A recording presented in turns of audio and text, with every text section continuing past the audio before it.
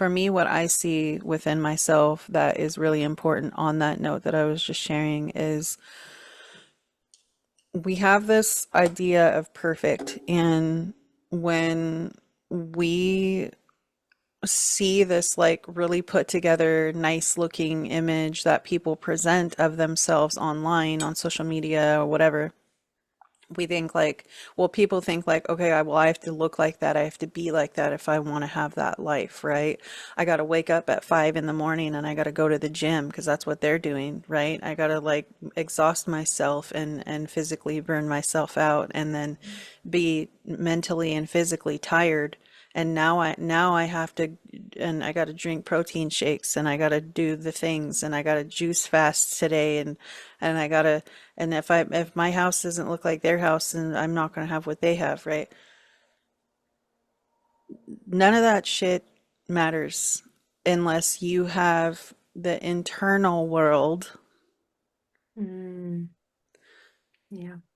together. So if you don't know what you're doing in here, you don't know what's going on, and you don't know how to function in here, and you don't have a center, then you're just doing a lot of things and you're going to burn yourself out, but you're not going to achieve the things that you want to achieve.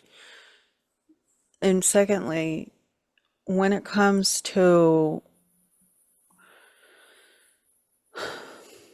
creating healthy dynamics and manifesting and creating and generating wealth in whatever your perception of wealth is this okay that I'm just like, Yeah, I no, don't I want to love like this. totally, okay. Okay. Um,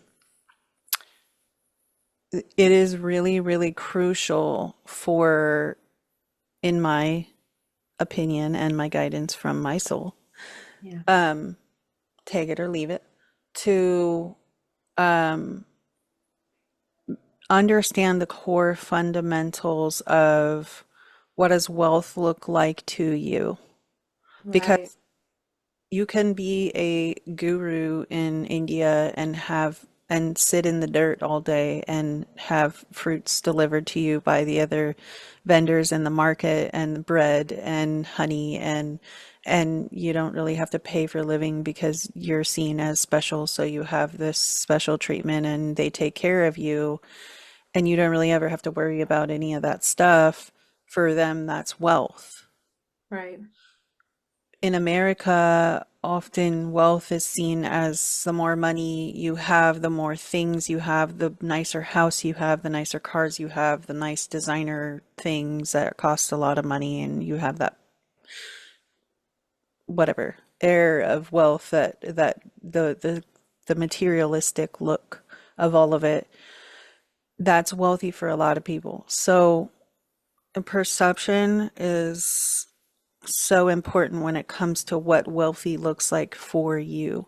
And so when we kind of boil that down into just one central focal point of what does wealth look like for me?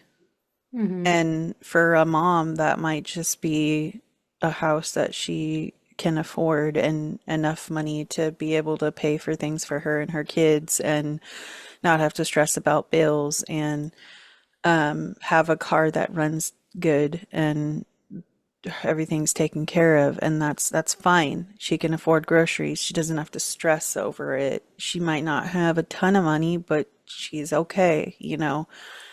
It's all perception based. And so when we go into this mindset of what does wealth look like for me, and then from there, then you can start writing down what is my ideal life? Like what is the life that I'm longing to achieve? And when I get there and I achieve it and I look back and I go, fuck yes, I did this. What does that look like? And then write it all down and Yeah. then look at it every day and work towards manifesting it. Because the thing is if we don't do certain steps, whatever order you need to do them in my experience, it's what I just said. Right.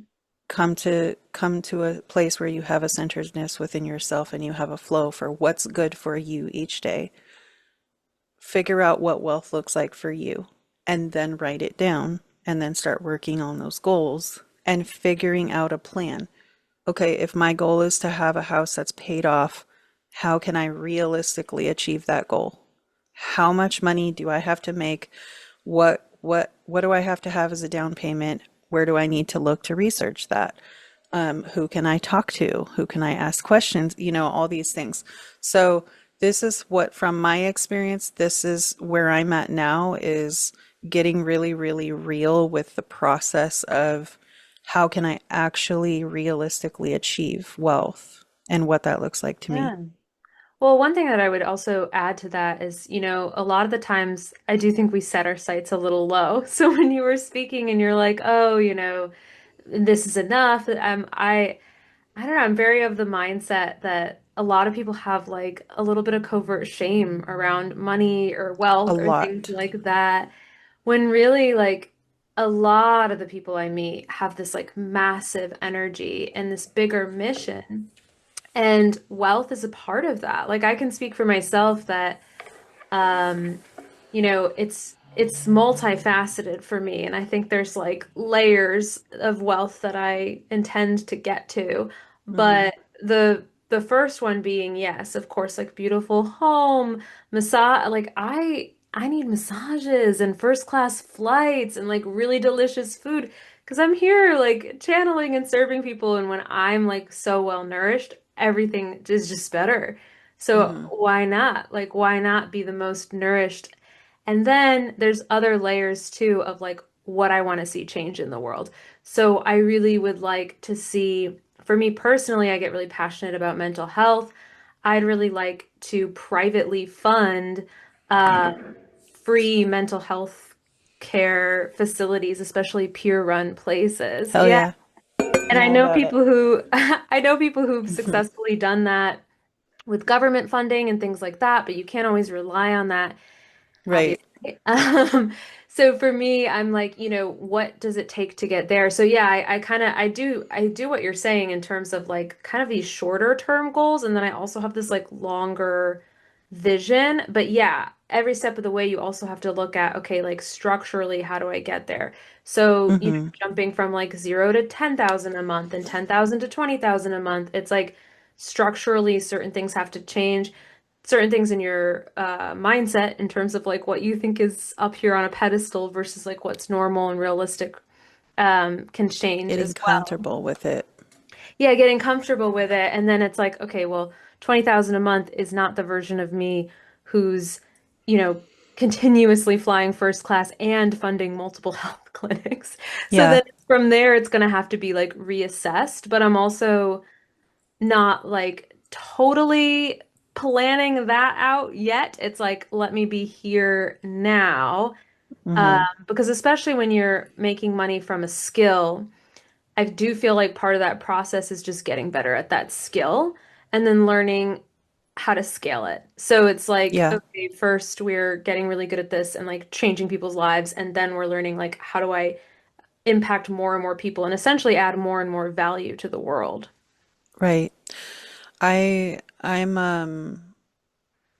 so it's so interesting. So I have a project that I'm working on very part-time right now because I've really put my podcast and, well, first of all, my children, their well-being, my home being getting, put in order, and then my podcast and my connection to connecting more people out into the world, putting together this space where I can call in the right souls to help uplift everybody and support each other, because that's what the whole thing is about. We're all doing this together, and I'm bringing everybody back together that's supposed to be on my platform, and then connecting them, helping them connect with others, and just branching out to find each other, because we're all here doing the work, but we're all like spread out and we've been feeling alone, for Mm. so long.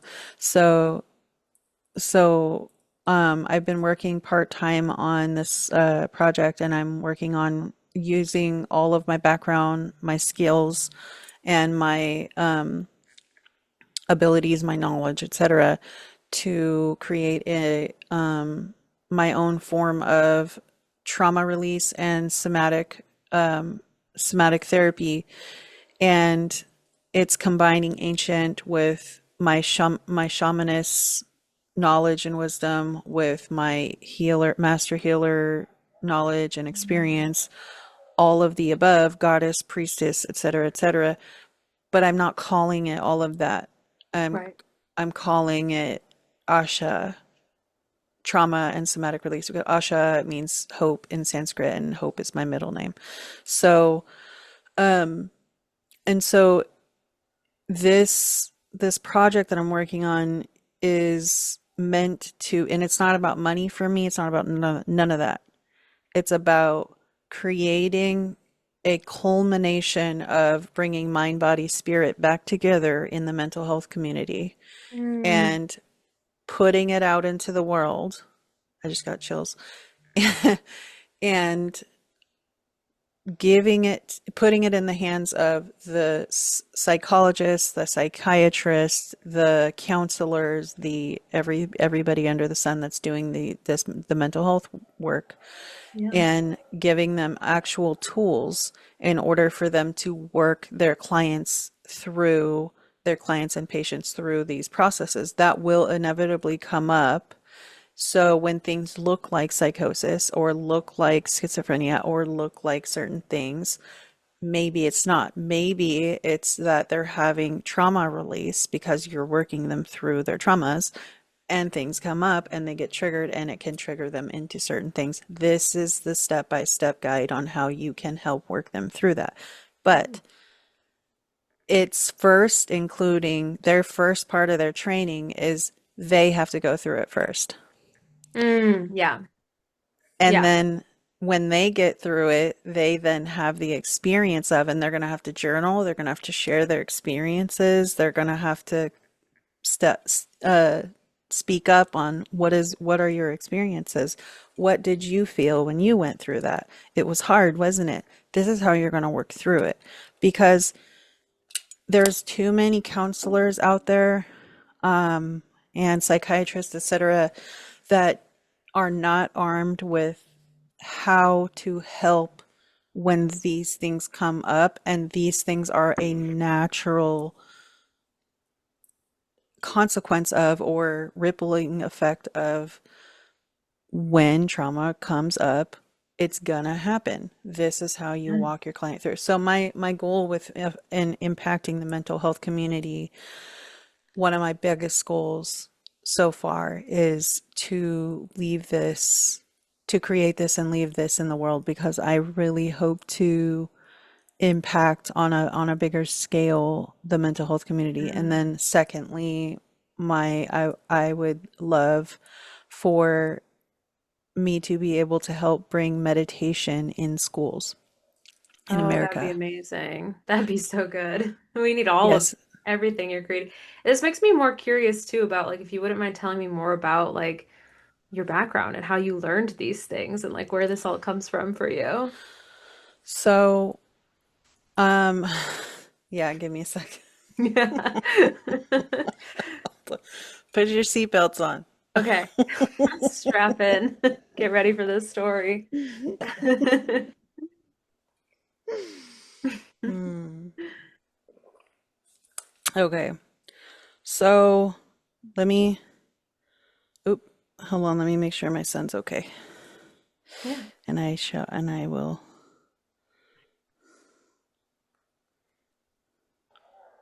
I'll start, and then if he calls me, I'll make sure he's okay.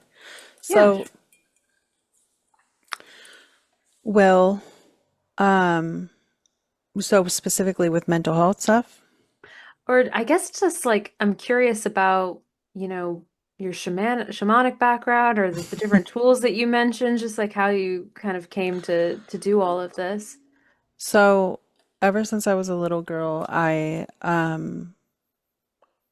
always been different. I always knew, that I'm different, but I didn't really understand consciously yet, like what that meant. I mean, I was just like, it just is what it is. And so I was more trying to figure things out. And I always kind of had that like I needed to be like stronger than all the boys, and like I'd pick all my friends up and like just had this like brute force strength, and I didn't fully understand exactly why, I was as different as I was. And then the older I got, the more I started to notice things. I always tested my abilities and my limits to things like swimming. I would swim underwater and I would like be able to hold my breath longer than everybody. And then I started doing weird things. Like I felt like I could breathe underwater, which I know sounds super weird and like how is that even possible? But I did, okay, I did. I know I did, Believe and I it. remember doing it, and I remember how I did it. I don't know how to explain it fully all the way. I kind of do, kind of don't. But things like that where I was like, I don't know. And then I like felt like I could fly. Like I knew I could fly. Like I knew that I could float off the ground, and I would do things like jump off really high places and test it out and see how far I could go before I would hit the ground. And um I was always like testing the limits. And then I started running track in junior high school, and I ran everywhere anyway, but I would constantly train. I would run. At the time I lived in San Diego, and I would run like all over the place, everywhere I went. And I lived across the street from Balboa Park. And Balboa Park is like the biggest park I've ever seen. It's like miles long, but I would run all through Balboa Park, and I would like run to the rose gardens and through the museums and just like all over that whole area. And I would take off for a long time by myself. But I was always running. And if I wasn't running, I was rollerblading, but I was like constantly testing my endurance of things. And I would get like beat records in racing track. Um, I was faster than all my friends but one. Her name was Parisa. She was a little tiny, short, redheaded girl, and she was the fastest girl. She was from France. Um, she was so fast. Um, Super cute. But yeah, and then like the older I got, the more I started understanding like, okay, I'm not like everybody else. Like there's something different about me.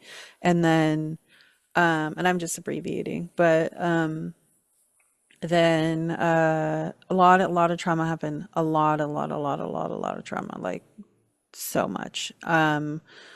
Ran away in San Diego because of some abuse that was happening.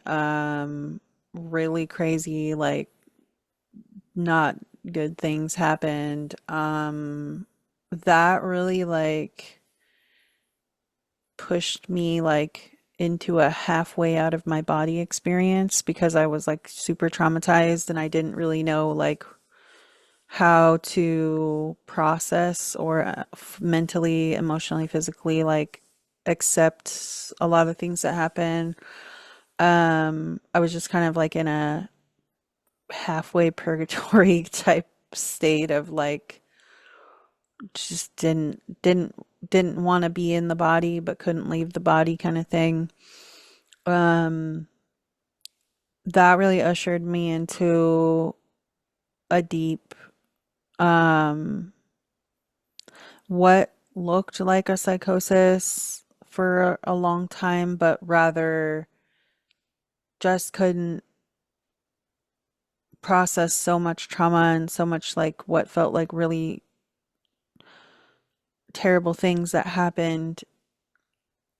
So I just didn't really know like what to do. So I just kind of disassociated in a lot of ways and kind of just hung in there like partially for a really long time.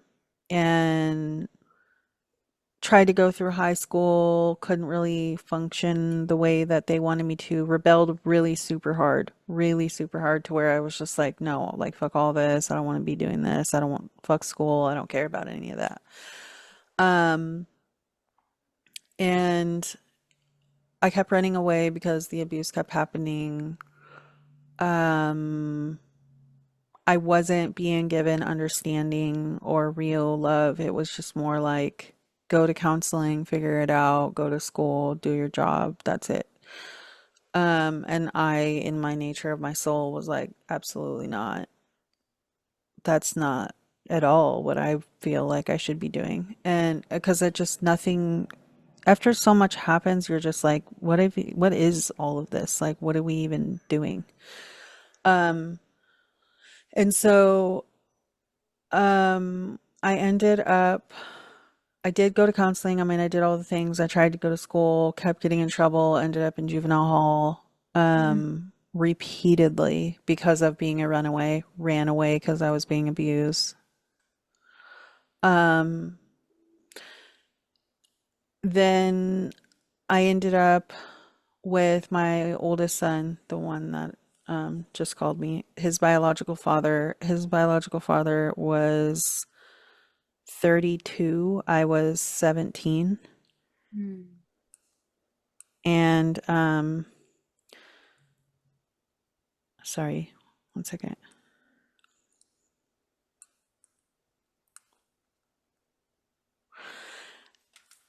And obviously, that's not okay. But he Right. lied to me about his age. I knew he was older than me, but again, like given the circumstances, I didn't know Yeah. how much older than me he was. Also, wasn't okay. Like, I was not okay at that Yeah. point. Like, I was Yeah. so, I don't even know. I don't even know. So, um, I ended up he was like okay at first and then found out he started using drugs. I didn't know that he was using drugs. I suspected, but he lied and he would use them like off and on, so it was like really hard to like pinpoint what the fuck was going on. I was just like what's happening? And he would start acting super psychotic. Anyway, so he ended up almost taking my life on several different occasions, but every time I would try to leave him, he would threaten my family's safety. So I ended up having to stay with him off and on repeatedly. Ended up pregnant, lost that baby. Mm. I named him Jaden Isaiah. I was like 16, 17, I don't know. I ended up pregnant again with my now oldest son, Gabriel Zion. And so I say all of that to say, um, when I came through the other side of all of this, like the like really super deep like traumatic abuse that I went through with my oldest son's father, like Yeah. really intense stuff that I experienced through all that. After that, got a restraining order against him. I was at that point like dealing with a partial psychosis off and on. Like it was like I was in and out of like a state of just like trying to figure out what all of it all meant and why it happened, and started going to Christian church with I went like off and on, you know, for like many years, but I started going to Christian church during my pregnancy with Gabriel with my mom and my grandma. And it still just didn't feel like all the way right, but I was just like, okay, I knew I needed it at the time. And I always will be grateful for the way that the people showed up for me when they did there, and like the clothing closet that provided me baby clothes and all the things, right? So there's so many good things that came from that environment and from the church. But I just knew like at some point I just broke away from it and I was like, okay, it's time for me to do something else now. And I really started deepening my journey when I was with my three other children, their Mm. biological father. And then everything just really started catapulting me into my spiritual path. And when when the physical stuff came in from all the trauma I experienced, like gastroenterology appointments because I had chronic pain in my abdomen and my digestive system, they couldn't figure out what was going on. Just lots of different things that I had to deal with. I ended up going towards natural medicine after trying the pharmaceutical medicine, and the natural medicine worked better. I started actually healing. I started realizing when Gabriel, my oldest son, was a baby that I could do certain things that was like Mm. energy wise, like I could place my hand on him and make him go to sleep within like a couple of minutes quickly. When he would have constipation, I was able to like energetically put my energy hand inside of his body and like helps like move his bowels and stuff. Like I just did infant massage and like corrected his like bone structure, Mm. just different things. I've had so many crazy experiences for so many years. It's hard to pinpoint all of them, but that put me on my path of eventually after my now 17-year-old son, my Kai, he's my second born son. When he was a baby, I started really like understanding more energetic stuff for myself. And then when around the time I had my now he's turning 14-year-old son Felix, I had already done Reiki training, level one. I think after he was born, I did level two. I ended up doing master level. The masters I met said that I was already a master before I got their certification. I ended up doing angelic healing training, found out I'm already connected into all that. Tibetan, Buddhist, Buddhist healing, Buddhist, all things Buddhist. I mean, I went down that whole route. Native, I mean, I am part native, but native shamanic healing, native herbal remedies, connecting into my native roots. All of my ancient selves, past life selves started coming through. I received the rights to the Monarchy, which is a 40,000 year lineage of shamanism. And as I've said on other podcast episodes, the woman that was the shamanist that passed the rights to me said I already had the rights. I ended up doing, when I was pregnant with my daughter, I ended up receiving those rights. And I also ended up doing a training called Quantum Healing Hypnotherapy and Past Life Regression Therapy through Dolores Cannon, who has since passed. And it's all been a remembrance and a coming home to all the aspects of my soul, myself, and the multidimensionality of me. Wow. Yeah, I'm a really, really big soul. Yeah, yeah.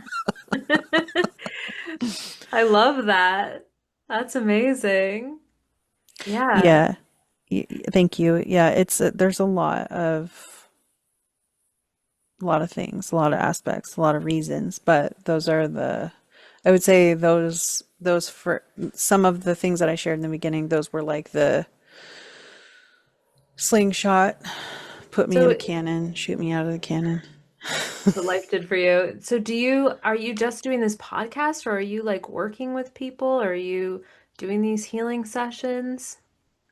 So I did a lot of healing. I've done so much healing on people, myself, the planet, et cetera, for so long. I still do all of the time, every day. But sessions wise, I I will take on clients. I have not actively been advertising myself, but I'm open. I did not open up myself for the past couple of years, at Hmm. least, because I had so much stuff going on in my personal life and with my children and just things I needed to tend to that I just said, no, I'm not doing anything like that. I am now at a point where I'm open to taking clients, but it just has to be a yes in my soul for me to even take it on as a job. And at this point, I was so underpaid with the amount of healing that I brought through, and the amount of information that was and is life changing, and the things that I was giving people was worth millions of dollars, and I was getting paid like 75, maybe 200. And then we're talking like me and a healing partner that I did healing with, we helped heal a brain tumor, and she didn't Wow. have to have surgery Wow. after the fact. And I think that was like maybe $200. And this woman had so much money and was like buying houses left and right and going to Hawaii and doing goat yoga, and didn't feel like it was enough, honored enough for her to pay more for the healing that she received. So that really turned me off from offering so much of my soul to others Hmm. for quite a long time, because there was a lot of dishonor that was happening, and I was just like, I need to recalibrate my honor for myself and the work I'm doing. Well, it's just interesting that we're talking because this is exactly what I do. So I help people actually get paid because a lot of the times people just don't they're not seeing it from your perspective. So that woman, like, she probably just it's wild because it's like you could heal somebody's brain tumor, but she still might not see the perceived. She might not be in touch with the value, which is really interesting, but it happens a lot because it's a reflection of our relationship to money and what we're saying, like, this is what this costs. I feel like there's so much stuff and stickiness around that for so many healers. It's been like that for a long time.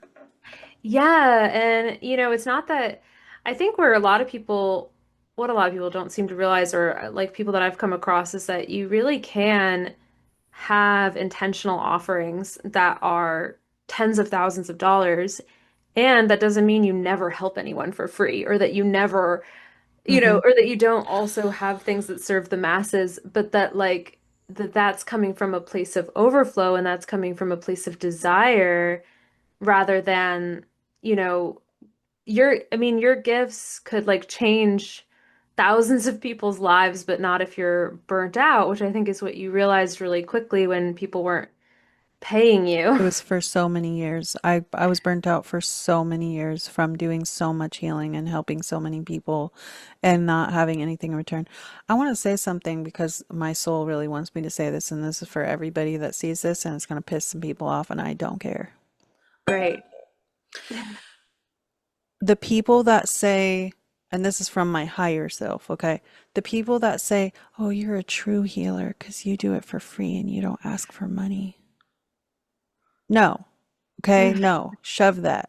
Because first of all, if that's all somebody does for their for a living, and they're healing you and making your life better and helping your body get healed and have a better quality of life, they should be paid thousands of dollars and be honored in the process, because you know what that person had to go through, you don't, and you will never know what that person had to go through to become the healer that they are, because the people that are the healers, the ones that go through the hellfire to get to that point, because they had to heal themselves from a whole lot of trauma. So I don't ever want to hear that again, because that stuff, that is so much bullshit when people say that.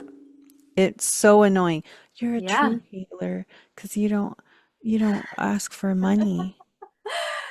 Not in this. What else am I supposed to use to feed myself? You're welcome. Right. It's like a Like, what the devaluing. Yeah, it just, it's I mean, manipulation. if we had a society that was, saying, oh, well, and also here's, we don't pay you, but here's this mansion to live in, and here's all this food that we'll bring you, like, sure, but that's There not the has to community that be we an live in. exchange of energy no matter Yeah. what it is, because everything is energy. Money's energy, food's energy, houses are Yeah. energy, time and resources is energy. If you, and this is from a master level perspective of many, many, many years and many lifetimes of experience, alchemy is bringing out energy different energies together and creating it into some other form of energy. Okay.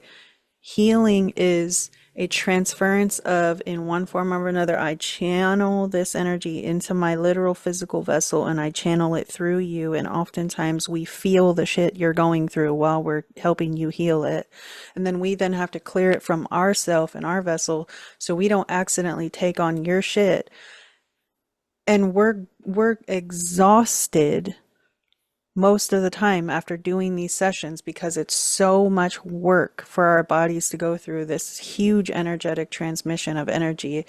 We're removing stuff out of you, which tires our spirit out. I'm doing all kinds. I know for me, I'm doing all kinds of stuff. I'm working on you multidimensionally. I'm working on you from the time you were born to the right now. I'm working through time and space. I mean, there's so many different things that are happening in these sessions. And Merle is an example. She's one of my closest soul friends. And my God, she's like 60 something now. And she gets so exhausted and she does not get paid enough.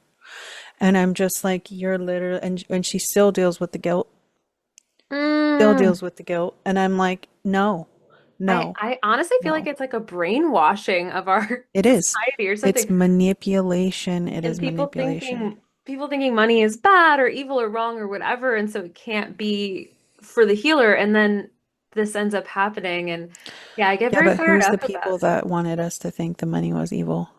The people that Exactly. have the People that most of have the the money. money. And really, I think what a lot of people don't realize is like making money in this way, like it does, there's a little bit of a learning curve, yes, but selling a $10,000 offer is actually not much more difficult. It's not necessarily harder than selling a $100 offer. And I think the problem is that people just don't always see the how, and they don't always like think of it as being just as simple as selling a $100 offer because they It's don't, because they don't see the value in it also. yeah, they don't see the value and they don't know how to position it. It really like comes down to positioning, which of course I have a whole system around, but like really, even selling from there, it's like you can also sell $100,000 offer. Like it wouldn't be ridiculous for you to have one client and that's $100,000, or for you to have three and that's 300,000, or maybe it's a $10,000. But you just see what I mean? It's like Hmm. you definitely don't need to be overworked. You just need to know how to position it to the person who's who's ready for that type of energetic exchange. And that's what it boils down to is when you have two souls that are on the same wavelength, one has the offer and one wants to receive it, and they just want something that works. Yeah. That's when the exchange can happen. But when you have the healer who is the conduit and channel of the healing. But in order for them to be that and be a higher level proponent to the healing, that they are the catalyst of the channel of the one that's going to bring that forth to the person that wants to be healed. The person that wants to be healed has to be in a receiving mode and they have to be ready to receive the healing with respect, with honor, and with appreciation and willingness to give whatever the energetic exchange is in the value of what they're receiving. So that's also where discernment comes in. That's where being able to have discernment of, is this, as the healer, is this person going to be all those things to receive it properly and honor me properly? And then for the person that's wanting healing, is this person going to give me, be able to bring forth for me what it is that I'm going to be paying money for to receive. And so both ends need to have proper discernment. And and and realistically, it's all just a dance. It's a song and a dance between life itself. It's the two souls that are coming into this exchange together. It's the two souls between the person that has the thing for sale and the person that wants to buy it and receive whatever hopefully positive change from that thing. It's, I mean, that you could apply that same concept to music. I Do I totally like this agree. song? This song, the person that created the song and the music is something that they wanted for the people to be hear and receive and be affected by it in the way that they intended. And that person is like, yes, I love this. I resonate. I'm on that wavelength. I receive. It's all the same thing. It's all energy. Well, yeah, and what that makes me think of too is how like there are so many incredibly gifted healers that are actually invisible, I think, to the people that they're meant to, like their gifts are so powerful that the proper energetic exchange and the people who are ready to receive and appreciate the gifts on that level oftentimes I think just don't see them. There's a mismatch because of these money wounds and these beliefs. Because if they want somebody like receiving like brain tumor healing level of power, they're not going to be looking at people who are charging $200 because they're not going to think, oh, that's where I'm going to find that. Yeah. So then you become invisible to those people who Hmm. are actually, it's a perfect resonance and it's a perfect match, but they're just because of that They're incongruent. like, there's no way that that could possibly even remotely help because why would it be so inexpensive? Yeah, they're just going to think they're wasting their time. Yeah, exactly. And so that, I Hmm. think that actually happens a lot where it's like, Way too often. if the healer could come to this place of like having a different relationship to it and saying, no, actually, like this session is whatever it is, this session is $25,000, then that feels a little bit more like, oh, that's going to heal my cancer. And of course, you can't advertise that you're healing cancer because they'll come after you.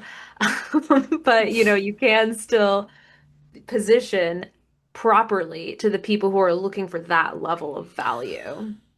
And so, what would you say? Because I know you have to close this out here in a couple minutes. What would you say from your higher self is the best way for someone to start the process on getting their mind and consciousness into alignment with like what that even will look like with like dissolving guilt and getting into a position of being able to charge what realistically the healing or whatever the service is worth. I mean, it's a like you said, it's sticky, but it is sticky. It's a gray area for a lot of healers. Like, how do you even begin the journey to get to that place to position it to where you feel okay and confident with it?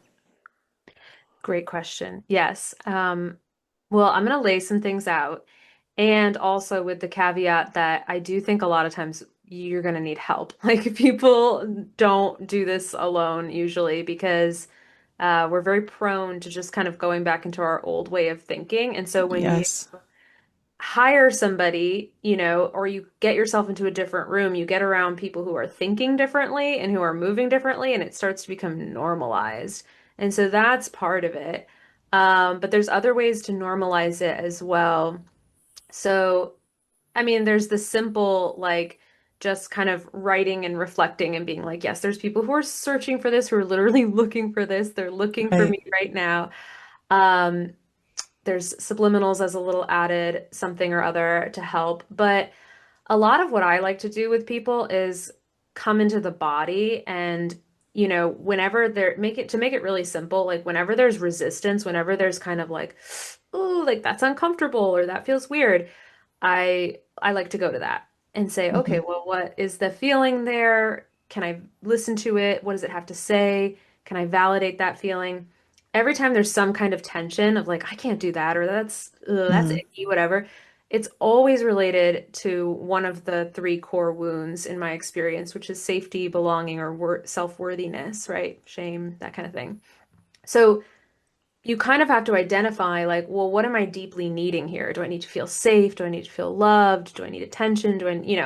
And what I like to do with people is give them a movement that is linked to meeting this deep need. And we do that movement like every 5 minutes, like throughout Yeah. the day, just to shift your state of being without having to like necessarily think differently or feel differently, but to give your body that sense of like, I'm safe, I'm expansive. And then you actually might feel worse at first because like whatever needs to come forward will start coming forward. Yeah. Your system is relaxing. But from there, I do think it's a process that also requires action. So it's a process too of like then doing the edge, like doing something scary. So let's say you normally only charge $100. Well, what if you pushed yourself and did like a $500 session? What if you um, took a little bit more time to think about the client you're actually speaking to. So rather than being like vague and saying, "Oh, well, I can help everyone." Of course you can help everyone. But who are you helping now? Who are you calling in? Yeah. Like get into their perspective. What are their thoughts and feelings? Like if I'm a woman looking to heal this tumor, let's say, we keep using that example, and I make however much money and I live my life like this and this is what I'm looking for, what is going through her head? What are the words she's using? What's gonna resonate with her? And you begin to talk to this person very intimately. And basically, I think good marketing is basically just intimately talking to one person very publicly. And it's like Hmm. you're in their head and you are connecting with them. It's an extension of your energetic field. I talk about this a lot. Like you talk to them on a soul level, a heart level, and an ego level, but you're talking just to her. And so she's bound to see that.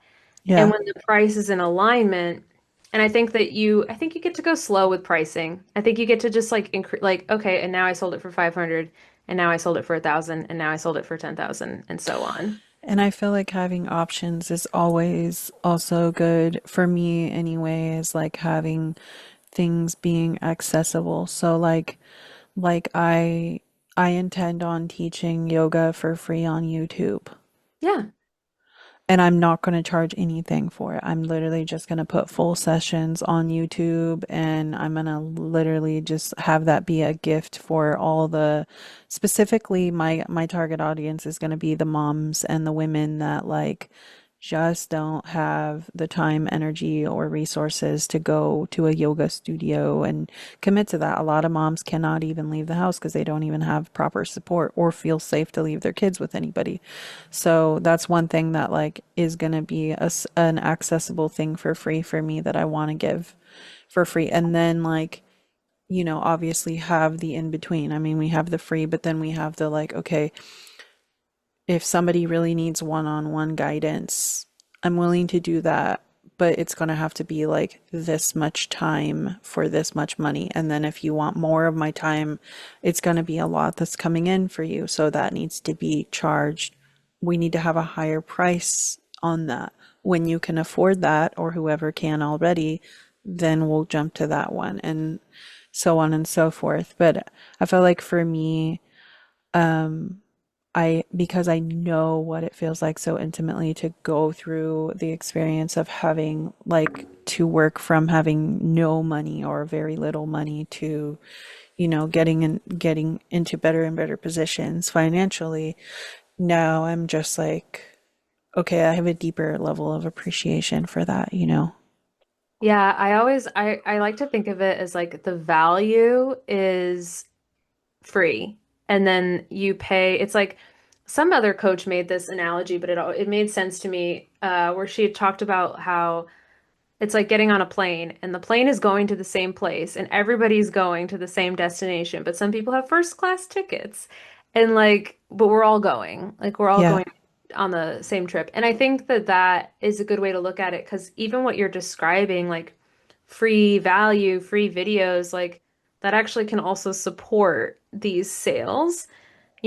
Marketing, I think when done well, marketing is value. It's like I really seek to create so much good stuff that if somebody was just like stalking my page and listening to everything I put out for free, they could do it. Like they could do it yeah, all on their own. They could make multiple six figures easily totally. by listening to everything I put out there. Or they could just work with me. I could psychically tune in and we could like do it. Yeah, But but that's, it's there but it's for there. people It's who it's just like free. can't afford it.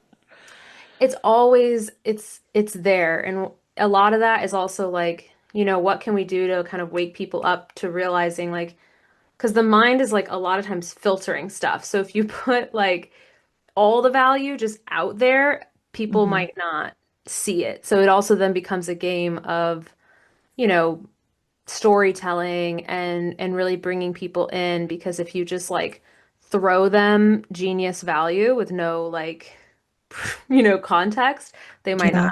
It'll just go over their head. And I felt like one last thing on that.